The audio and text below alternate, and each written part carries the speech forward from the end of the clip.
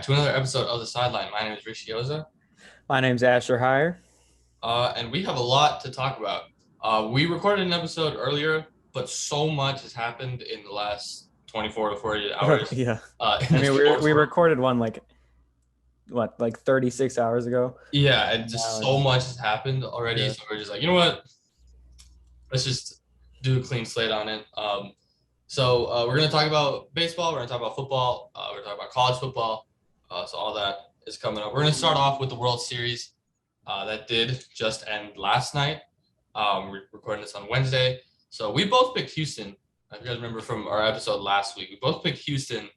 But man, the Braves, they came out and they looked really good the entire hmm series. Yeah. I mean, I guess I overestimated the Astros kind of pitching staff. Like all the starters really played pretty poorly. Except for Zach Greinke one game, I think. But yeah, I mean the Braves just crazy lineup they have going. Freddie Freeman after like 12 years with the Braves finally wins a championship. Coming off his MVP season. I mean Ozzy Albies, Austin Riley, Yeah. Jorge Soler, obviously World Series MVP.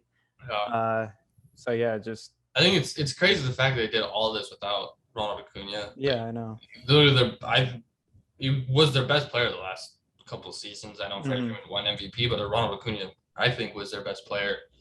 And I mean, he's so electric in every aspect of the game, and they went out and they replaced him with guys like Soler, who won World Series MVP. They get Eddie Rosario, who is the NLCS MVP, and then they get Jock Peterson, who, if there was an NLDS MVP, he would have won that too. hmm Um, and all those acquisitions are so huge. I think that shows that if you're able to buy in and just go all in on something, then it's gonna pay off eventually. Yeah, I remember they were like 500 at the point they lost Ronald Acuna.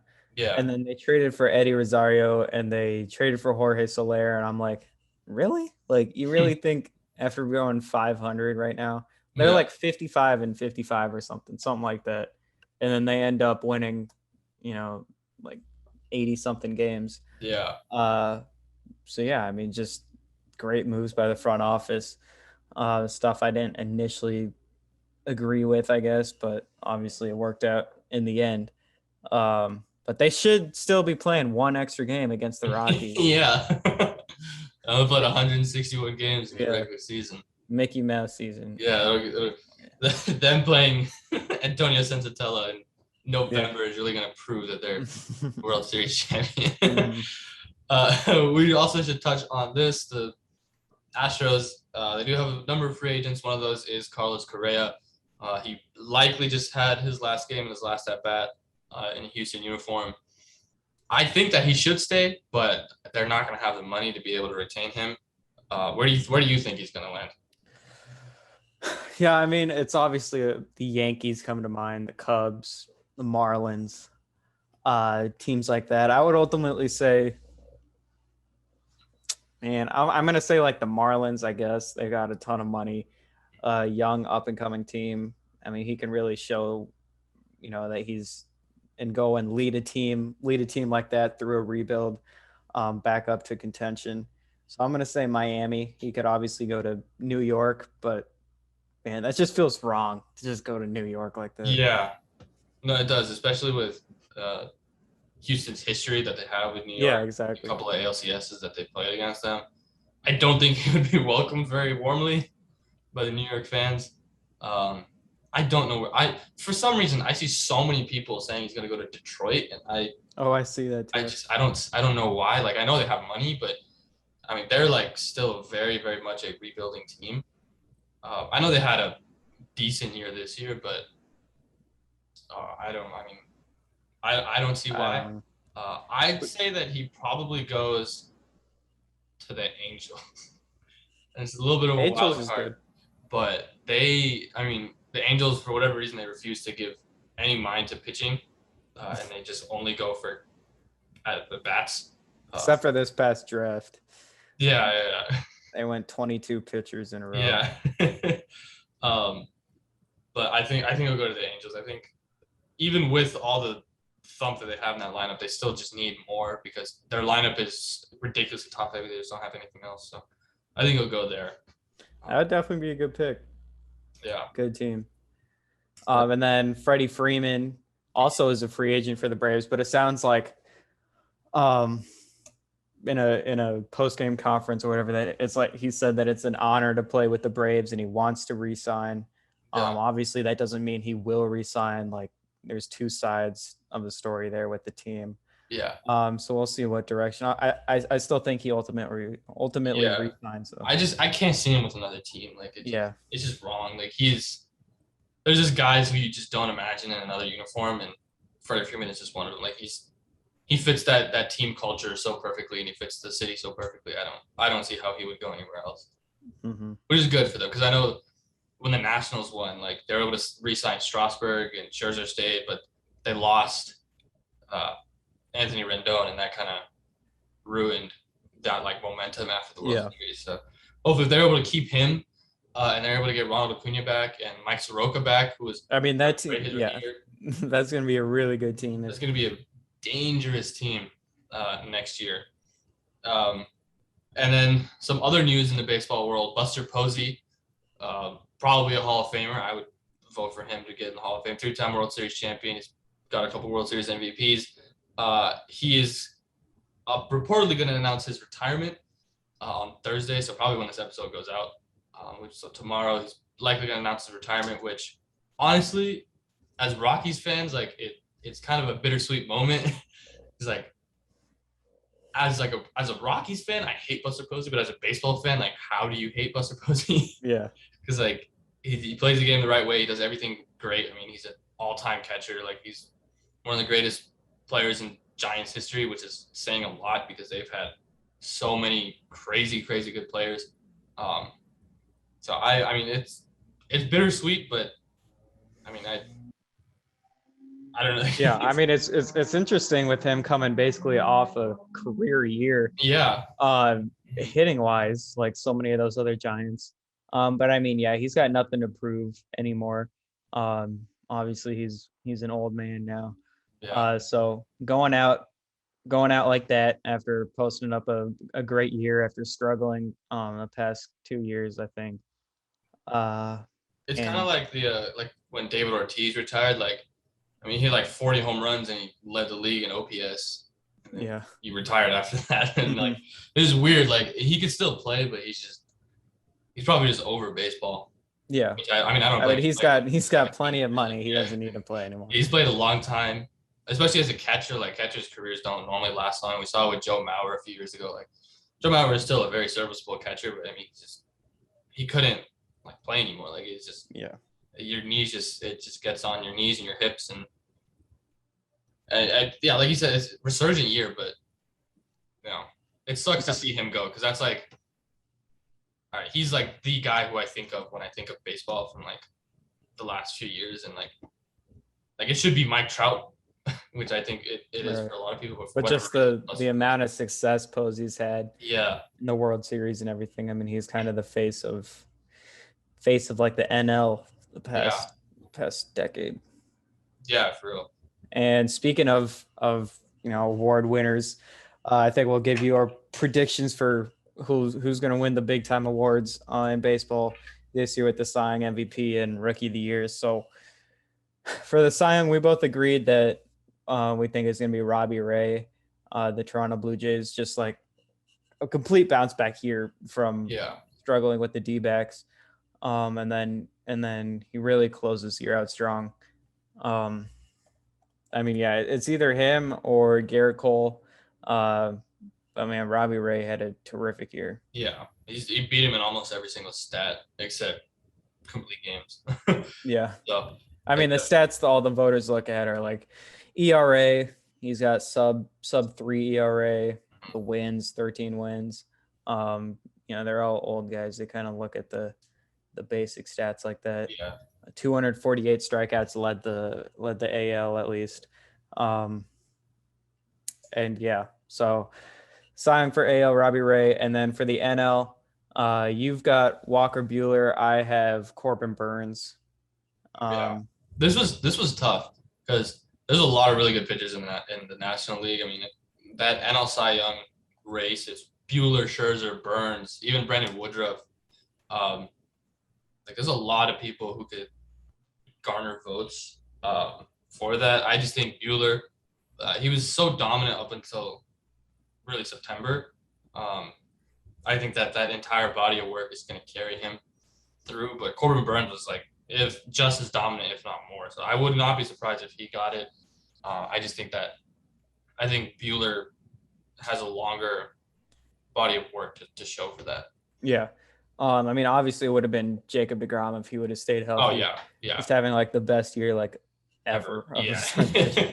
But yeah, I mean, Corbin Burns ERA led the league, 2.4, and then 234 strikeouts in 167 innings is crazy. Leading the league in FIP, leading the league in ERA plus, all that stuff. I just think him. I mean, that whole like three-headed monster of the Brewers pitching staff was crazy, and he was kind of the head of that. I just think he was more consistent, especially towards the end, than Walker Buehler was. Yeah, Buehler definitely he struggled a little bit, especially in the postseason. But I mean, I know that's not going to factor in, but it is in the back of those voters' minds. Yeah. And then for MVP, for the AL is pretty obvious. Shohei Ohtani. I mean, it's either him or like Vladdy, but with all the things Ohtani can do pitching and hitting wise, putting up over 40 home runs, and pitching like the way he did, just wild. I mean, you never seen anything like it, which is why he's going to win MVP. Yeah, I mean, it's ridiculous. Like baseball, they have an incredible opportunity here. Like MLB, there's so many young players that they're able to market.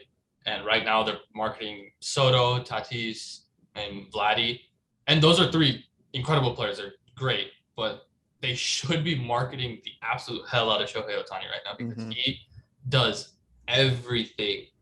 He does innings play that he's played in right field. He's a pitcher. He's a hitter. He's one of the best hitters in the American League, if not all of baseball. He's one of the best pitchers in the American League, if not all of baseball. Like he does everything so incredibly well. He can steal bases. Yeah, he can steal bases. Like he's a ridiculous. Like no, we've never seen a player like him except Babe Ruth.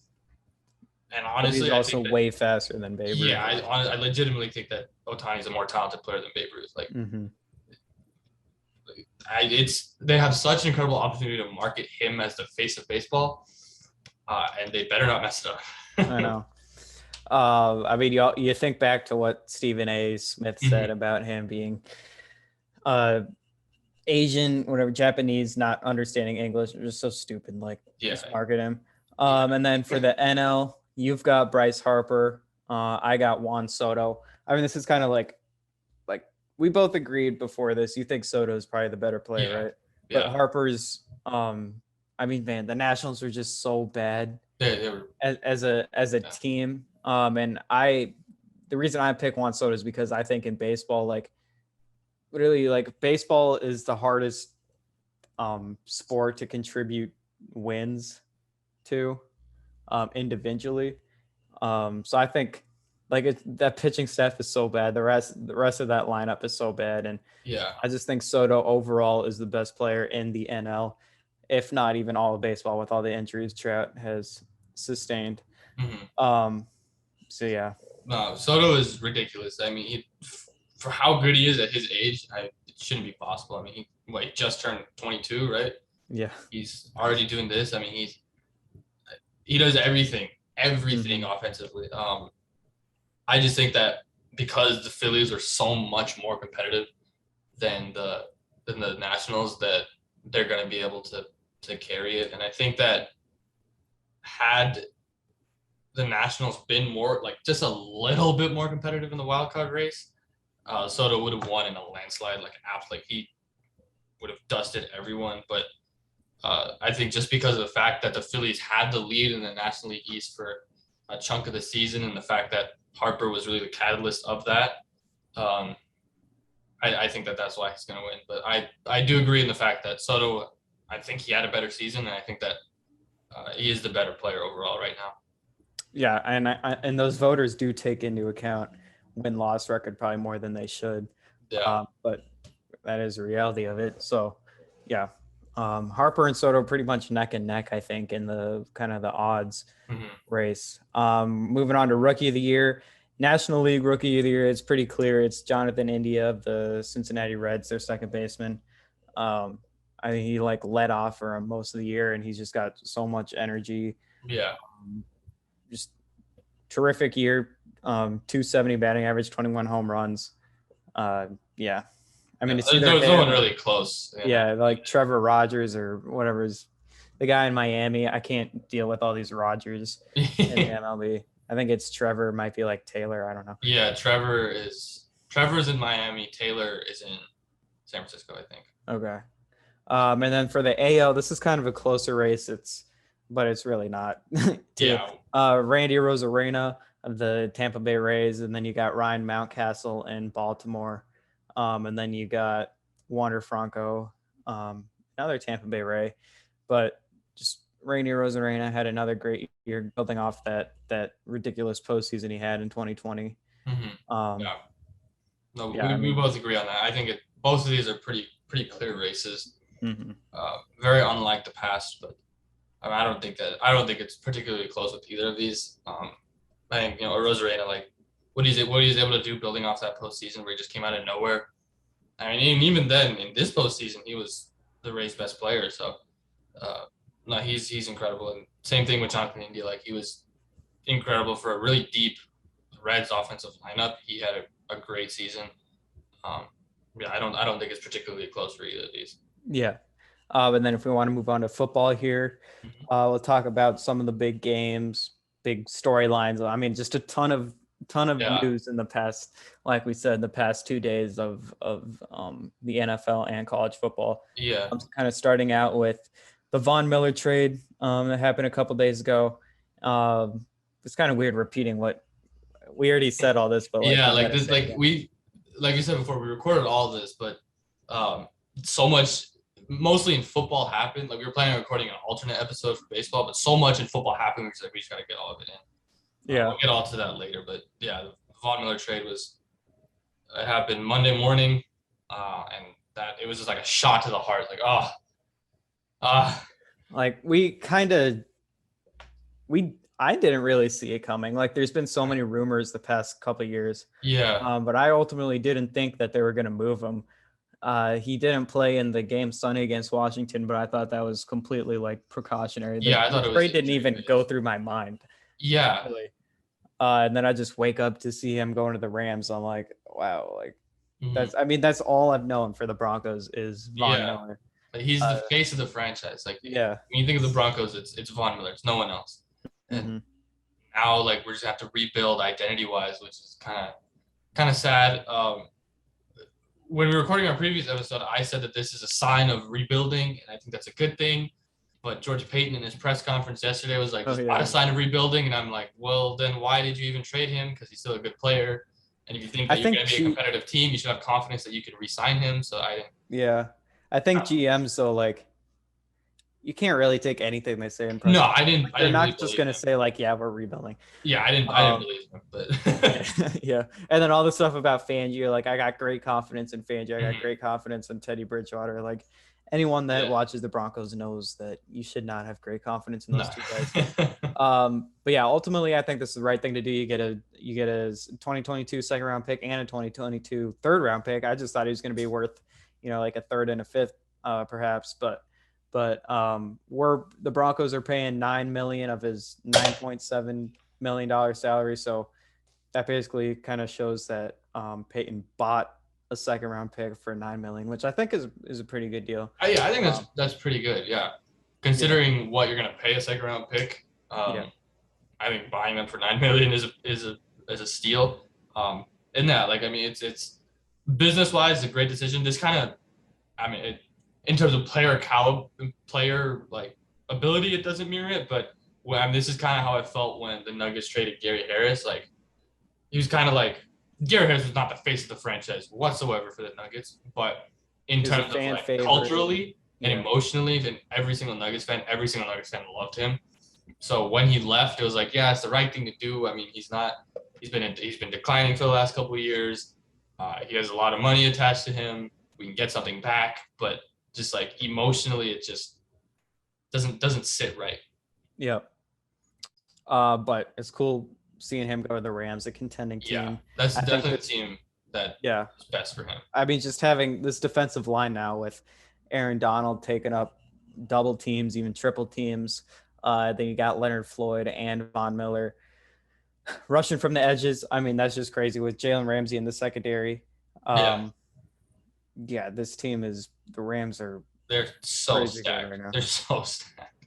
I'm very excited to see how that defense plays Mm-hmm. because they're already ridiculous. But I mean, they have the best corner in football. They have the best player in football in Aaron Donald. And then, I mean, Leonard Floyd's an elite pass rusher. Then you have Von Miller, who's I'm betting he's going to be pretty rejuvenated being on a winning team again. So he's going to have a burst playing for them. Yeah, and for the Broncos playing, I'm really excited to see what Malik Reed and Jonathan Cooper can do starting now until Bradley Chubb gets back. I'm really excited for Jonathan Cooper. Every time he plays, he just pops on the field. Like Yeah. you can see him like every single play. He seems so quick off the edge, great instincts and everything like that. Yeah. I mean, as a 7th round pick, I already know that's a steal. Like, Yeah. We knew he was a steal in yeah, preseason. I mean, he was watching him at Ohio dominating. State, like I just knew like this guy is great, and I was super excited to see the Broncos drafting him. And yeah, he was really good against Washington. Yeah, I And in the 100% preseason. agree. 100% agree. Both him and Malik Reed, they had their best games of the season Yeah. against Washington, which is kind of weird because all the attention's on them. Like Vaughn wasn't playing, neither was Chubb. I don't know why. But I mean, they really had great games. I'm really excited for their future. Malik Reed, Baron Browning too. Yeah, Baron Browning played great in his first start. Another Buckeye. Kenny Young had a really good game. We'll get into all that a little later, but yeah, Jonathan Cooper just, I mean, the Broncos are going to be fine production wise. Like I think that those guys can definitely hold the fort. Yeah. Until Chubb gets back. Moving on to a game that happened pretty much a week ago now. So it's not fresh on our mind at all. The Packers Cardinals game. I mean, do you think the Packers are maybe the best team in the AFC or NFC? I mean, even without Devontae Adams, Lazard, and Marcus Valdez-Scantling, they go into Arizona and beat the undefeated Cardinals. Aaron Rodgers he didn't play that great in his defense. That defense, finally, he has a good defense, is what I'm trying to say. And it showed out. Rodgers just did enough, just impressive, even to score 24 with to score 24 points against a pretty good Cardinals defense. Yeah, and they really should have scored more. I think they had to settle for field goals twice. Yeah, and the last possession of the game, they went for a 4th and goal with the worst play call of all time. But like you said, no Adams, no Lazard, no Valdez-Scantling. They lose Robert Tonyan mid-game for the season, unfortunately, and they lost another corner mid-game in Kylan Hill. Like there's a lot that they don't have, and they were still able to beat the best team in football record-wise, which is just ridiculous. He's probably the best win of the season, like just in general, like overall. Obviously, the best win of the season for the Packers, but just like in terms of any team beating anybody, there's probably the best one. Like I don't see how anything else beats it. Aaron Rodgers is probably leapfrogging way more into the MVP conversation. Like he's always going to be there because it's Aaron Rodgers. But what he's been able to do since they lost against New Orleans is kind of crazy, considering the fact that they really only have Devontae Adams and Aaron Jones out there offensively. Yeah. And what was I going to say? What was I going to say? Oh, yeah, the Cardinals shouldn't really worry about this. Kyler Murray didn't play great, but their defense played pretty well. And then obviously that fluky kind of interception to AJ Green, who thought he was run blocking. The only guy on the field who thought it was a run. Yeah. Even the corner, Rasul Douglas, who was with the Cardinals, knew that it was a fade coming to him because Kyler did a hand signal to AJ Green, signifying the ball was going to come his way, which kind of shows why Douglas was looking at the ball, even though he was clearly being run blocked. So yeah, kind of fluky ending there, but but they also stopped the Packers at that inside the 5-yard line.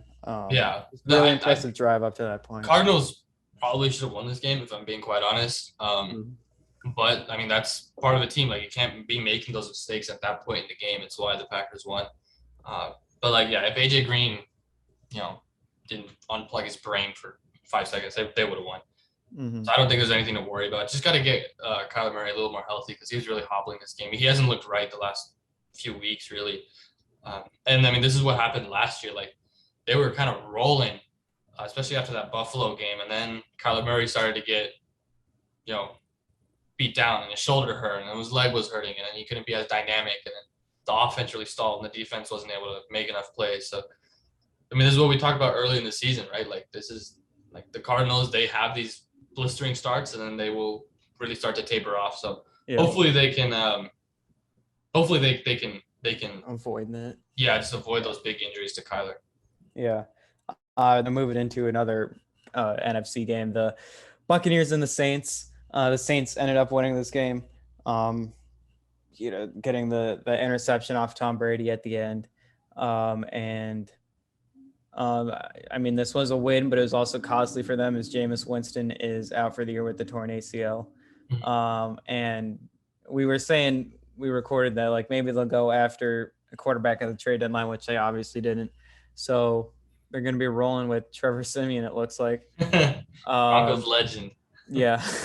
But I think their defense can definitely keep them in it. I mean, the defensive line is good. The secondary is really good, I think, with Lattimore, who always shows up to play against Mike Evans, and he did on Sunday. And then you got Bradley Roby, CJ Gardner-Johnson, PJ Williams, Marcus Williams, Malcolm Jenkins. I mean, that secondary's got a lot of playmakers on it.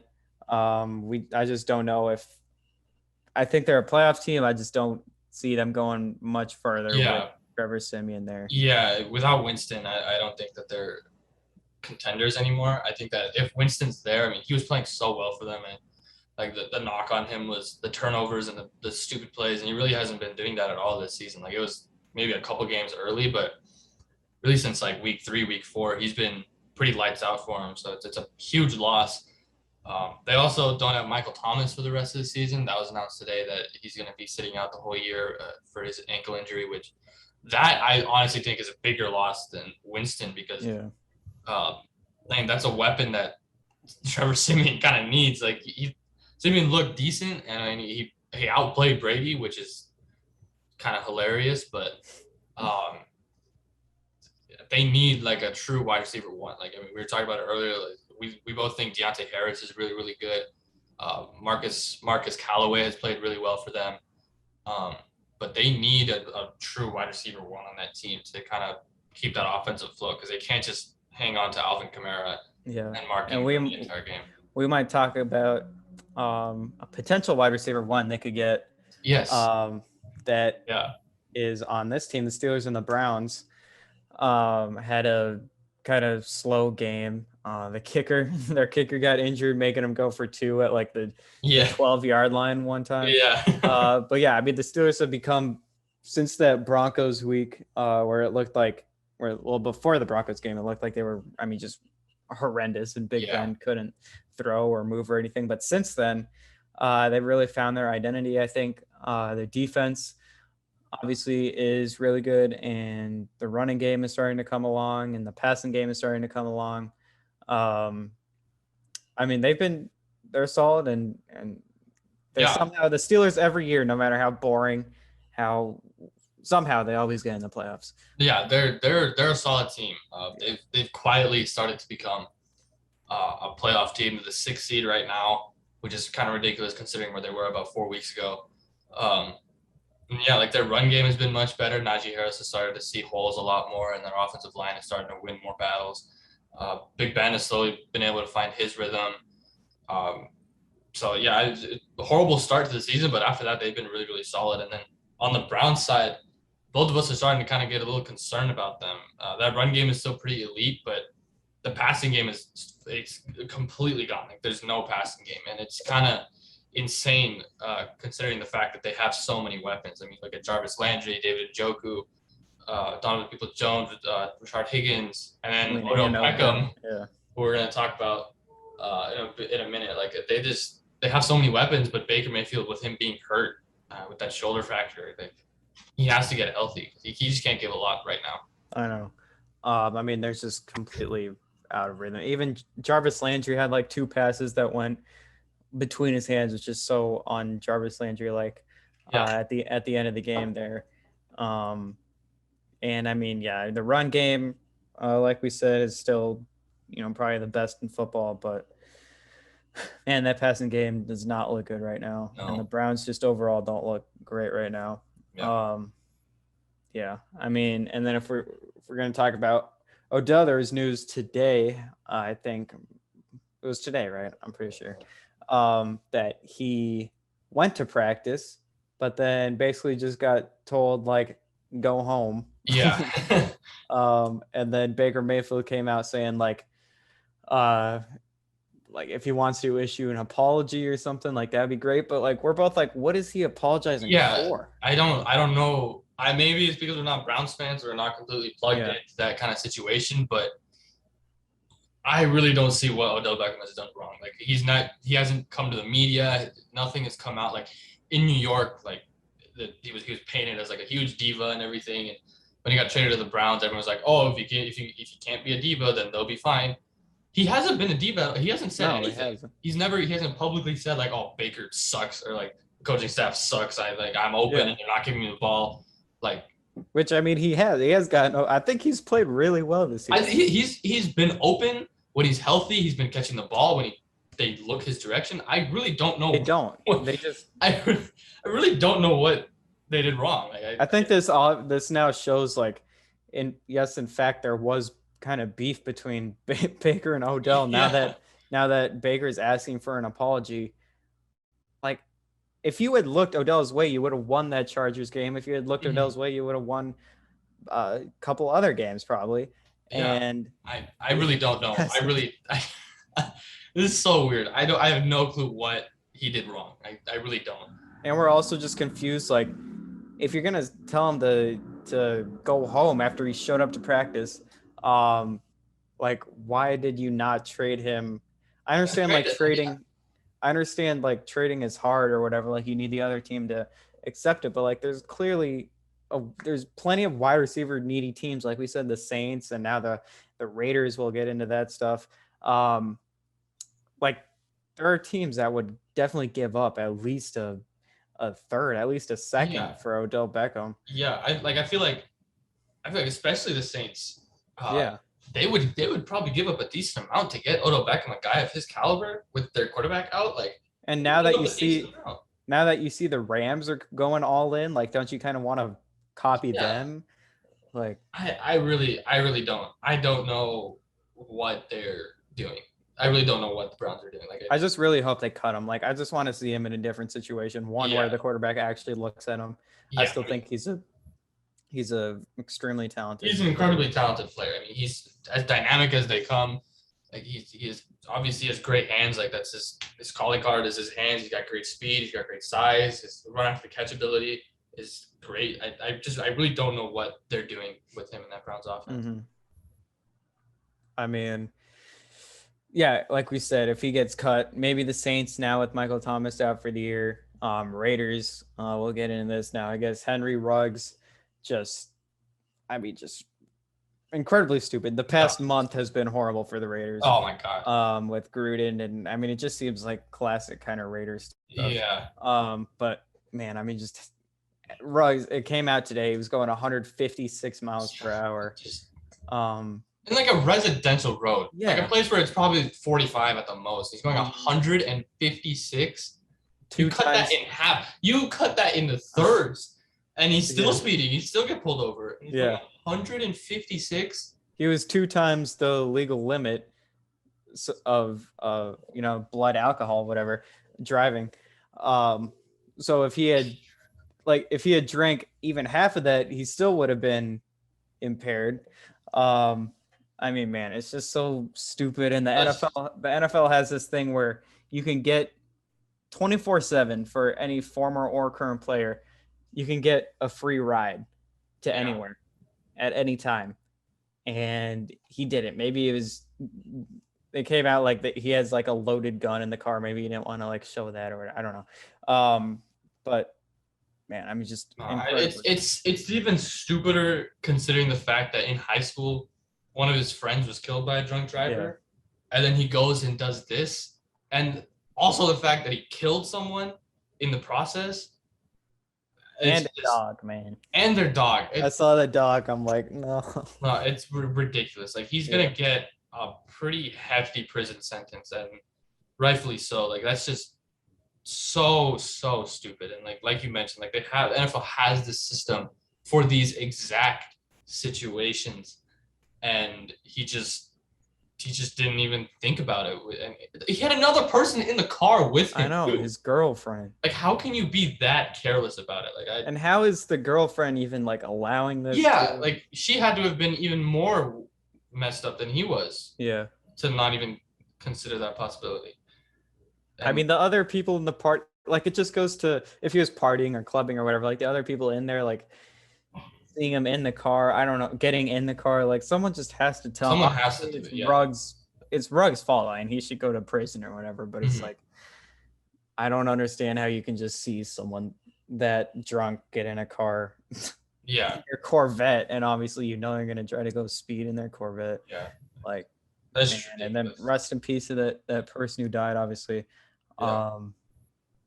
Yeah, I mean, just stupid. It's really stupid all around. Like, it just sucks so hard. Like, that's just ridiculously tragic, and completely avoidable, which is the worst part. Like, it's completely avoidable if he just calls an Uber. You're a multi-millionaire. Like, you seriously cannot be that stingy. I know. It's like $30. Just come on. I mean, I don't know if he's probably not ever gonna play again, but you never know with the NFL. Like, with all these owners, all they care about is winning, no matter who is on the roster. Yeah. So I mean, I don't know. Like, man, maybe we'll see a Deshaun Watson, Henry Ruggs team up somewhere. That'd be great. The Europe backyard football league. Yeah. In jail. Yeah. The Shanghai Sharks in a quarterback. And then we also didn't talk about this when we were talking about Aaron Rodgers, but it came out now that he tested positive for COVID-19, and he's going to miss the game against the Chiefs because, of course he does. We want the Chiefs to lose, and now they might not. And he basically just lied about being vaccinated. He said he was immunized. I don't know how you say that word. Yeah. Rather than saying he was vaccinated, he kind of like tried to slip that under. Maybe that meant he had COVID.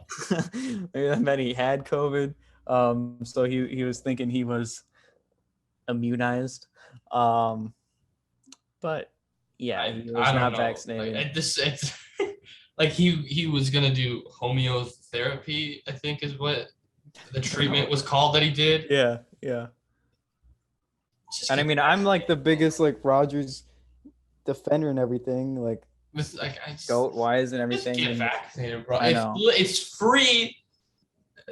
It's been like 8-9 months it's been out. There's no real credible sources that say that you're gonna die if you get it. Like, just get it already. It's, oh my god, it's a completely different topic than sports, and we shouldn't really be getting into. But it's just get it, man. It's so easy.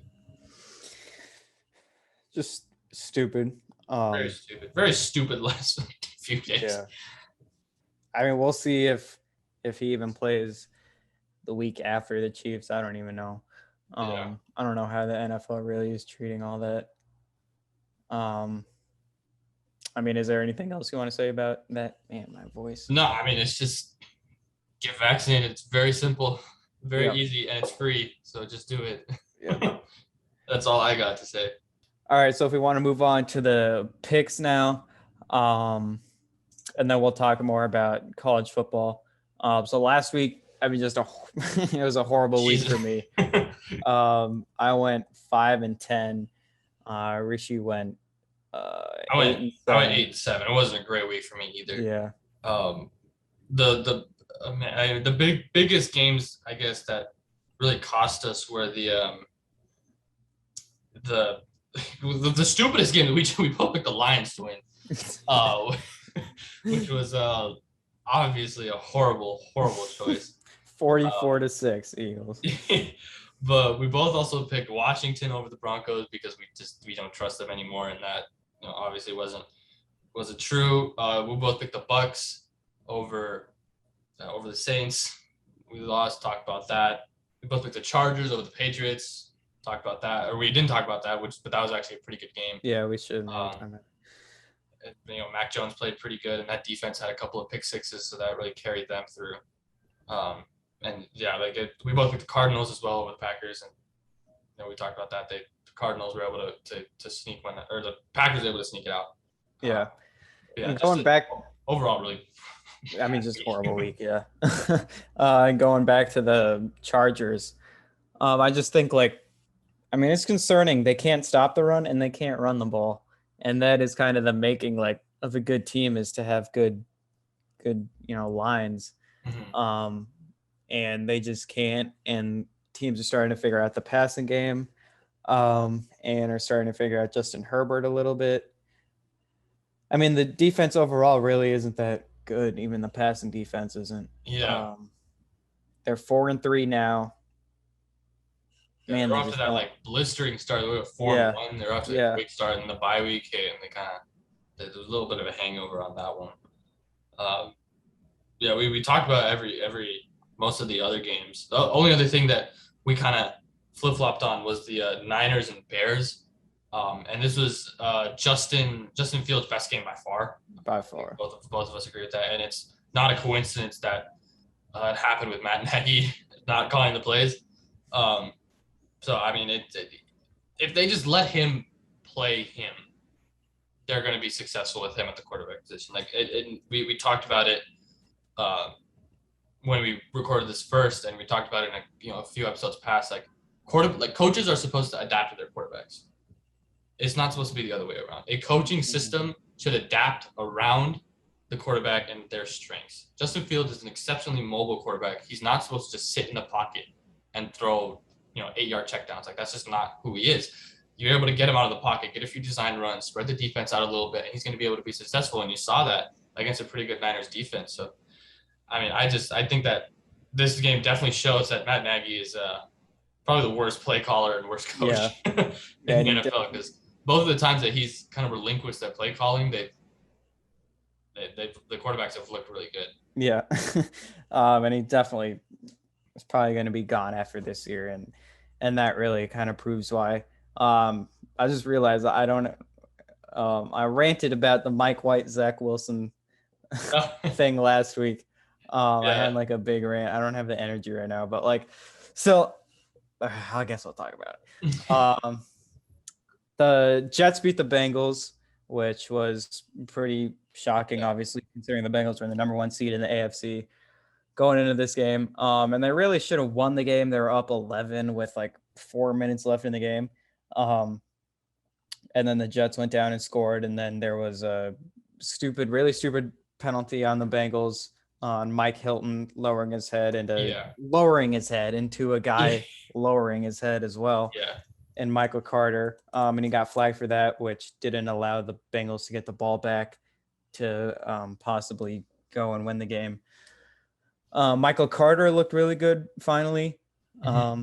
The rookie running back had, I think, over 170 yards combined, 95 yards receiving, 77 yards rushing. And then Mike White had statistically best day. Best. Did he win AFC? Yeah, he won Offensive Player of the Week. Okay, yeah. He won Offensive Player of the Week, throwing checkdowns the entire game to Michael Carter and to Jamison Crowder and to Ty Johnson. Super easy concepts. Got him to 400 yards. But I mean, he threw the ball. He completed 37 passes, so he's going to get to 400 if he complete 37 passes. And I was saying, and when we recorded before, that it just really makes me mad when the backup quarterbacks come in and they have an exceptionally easier game plan than the starters. It's like Zach Wilson, they just put him out there Yo, Zach, like I know you got like the most talented arm in the NFL right now, maybe like whatever, top five. And we're gonna put you out there to throw like these lasers into corner routes into double coverage. Um, but Mike White, because we know that you're not as good, we're just gonna keep it easy for you, and we're gonna give you some checkdowns, and you're gonna throw for 400 yards. And he threw two really bad interceptions that no one's talking about. Um, but I mean, it's like if they just given Zach Wilson this game plan for a game, because it's not going to last more than a game. The Jets are going to get destroyed next week, and Mike White's not going to have a good game. Yeah. Because it doesn't work like that. Just throwing checkdowns the entire game. I mean, then people would have been like, "Oh my God, look, Zach Wilson's throwing for 400 yards. Like he looks so good." There was not a single throw in this game made by Mike White that Zach Wilson can't do. I mean, No. but Zach Wilson can make so many other throws that Mike White can do. So no, this is not a discussion about who should start going forward or who should be their franchise quarterback.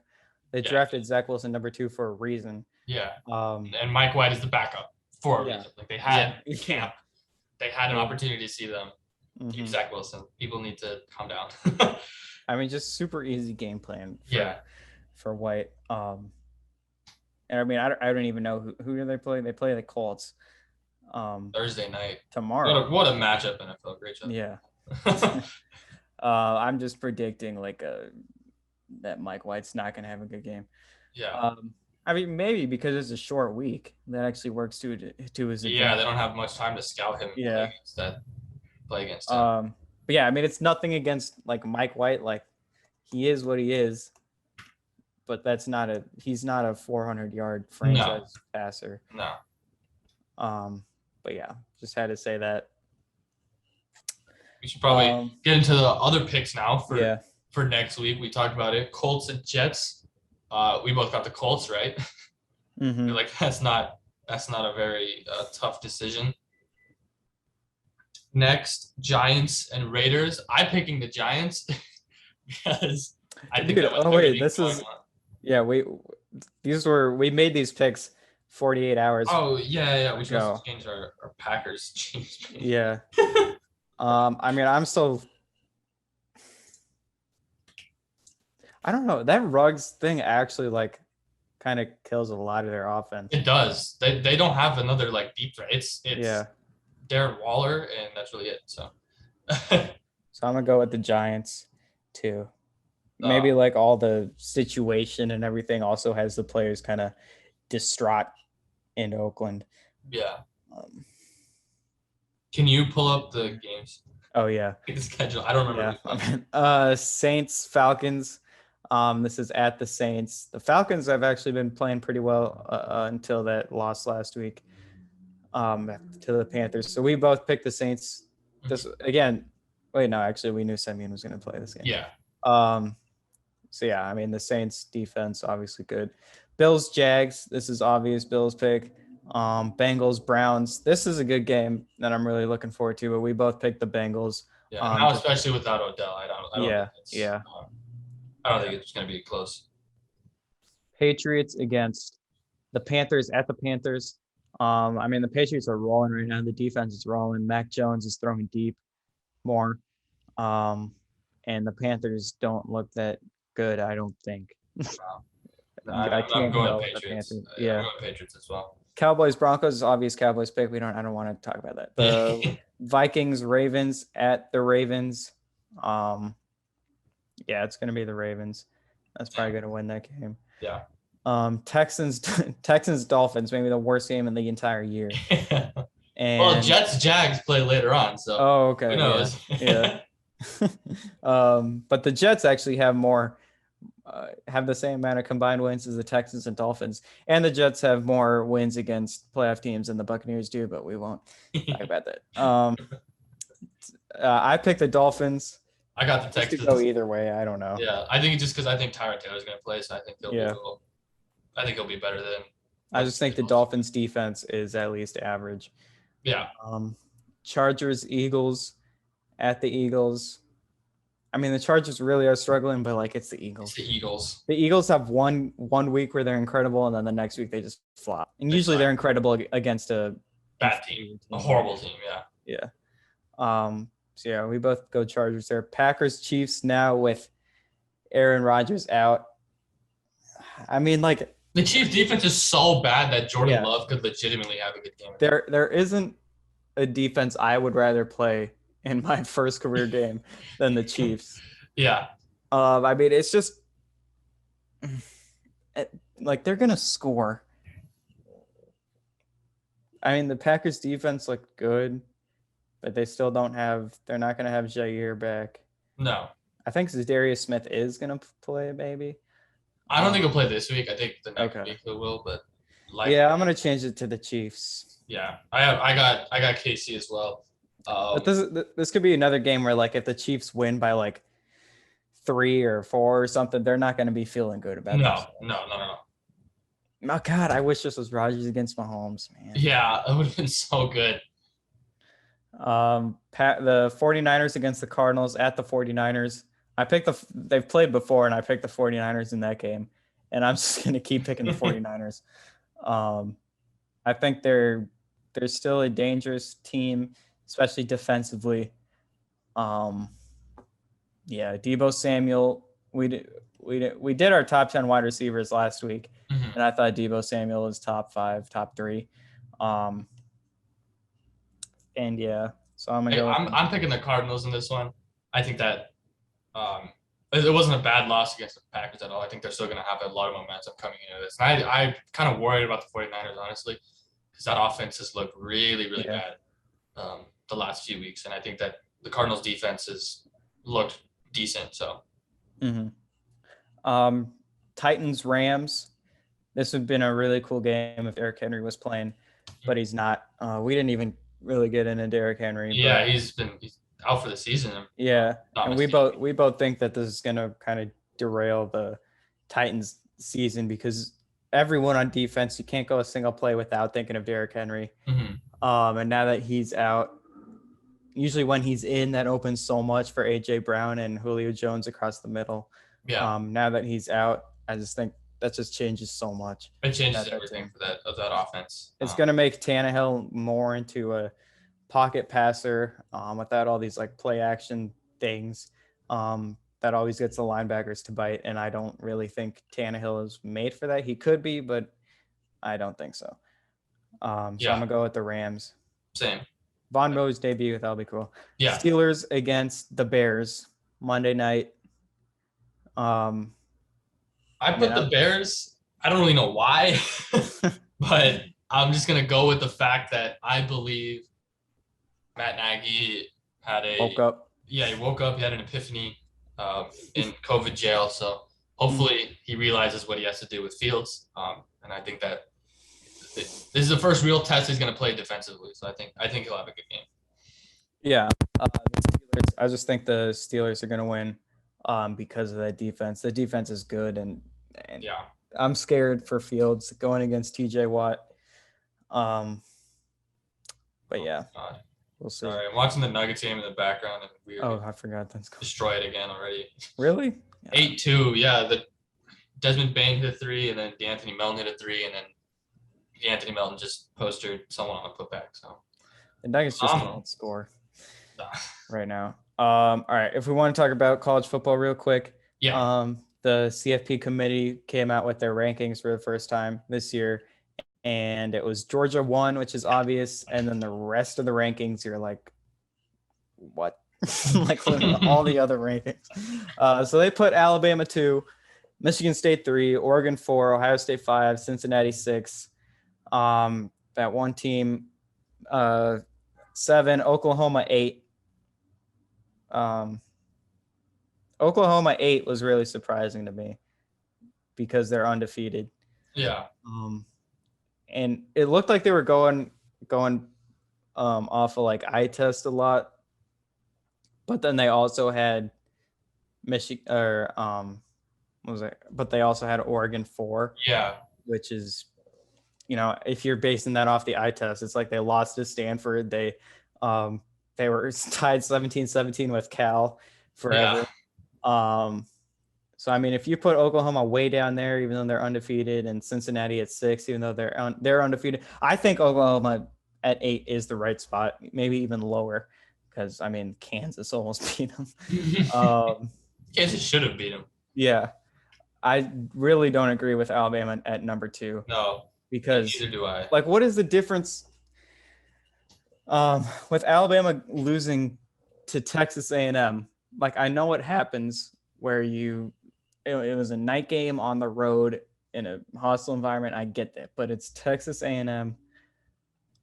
I mean, it's Texas A&M. Yeah, and Ohio State, their one loss this season was against Oregon, which I mean, like, it's clearly a better opponent than Texas A&M. Yeah, they're much better than Texas A&M. I really don't. I'm 100% with you on this. Like, I don't see why Bama should be that high. The biggest gripe that I have is why Cincinnati is so low. They're number 6, and I really I don't know. That doesn't make any Again, sense it's like they're basing it off the eye test for that because they struggled with Tulsa and they struggled with Navy. But it's like, then why is Alabama? Yeah, why is Bama so high? And also, why is Michigan State so high? Because they really haven't played anyone good besides Michigan, and that was a really, really close game. So I don't know why they're able to jump from 8 to 3 when Cincy wins, and they drop from 2 to 6. Yeah, I mean, Alabama beat Tennessee. The score that they beat Tennessee is not really indicative of the.